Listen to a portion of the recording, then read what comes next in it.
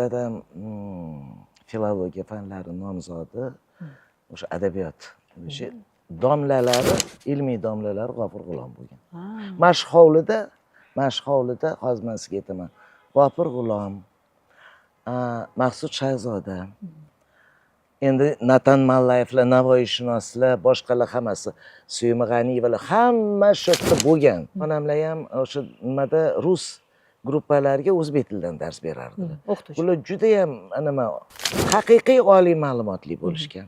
Onamni bitta odatlarini aytaman sizga. Hayit bo'ldi, endi tushunyapman mana. Hayitda mana shu qush tilining xamirini yoyayotganda qani boshla deydirdilar-da, keyin biz qul huvallohu ahad Allohu samad deb aytib beraverardik. Keyin shu chorqildirdi kafirun, ixlos, Nos, Falaq mana 4 tani bildinglar. Endi vaqti kelib namozga kirsanglar, asos bor sizlarda dedilar. Tushunmasdim o'shanda. Yodlardik. Yodlab aytib berardik-da, onam poshnali tuflilarda hali nima tiqillab mashdan ishga ketardilar-da, qarang. Kelgandan keyin albatta ro'mol lozim. Hech qachon uyda ro'molsiz yurmagan. Hech qachon lozim ro'mol. Mana shu mahalla kirdi, chiqdi, bordi, keldi. Hali darrov mahallaning xotini bo'lib Sapiyaxon deyishardi. Bir-biri bilan juda mana endi bu nechinchi pokoleniya mana eshitmas.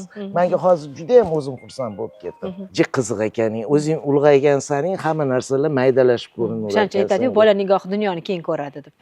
Qarang, mana malades. O'shaning uchun ham xo'p deganman deb.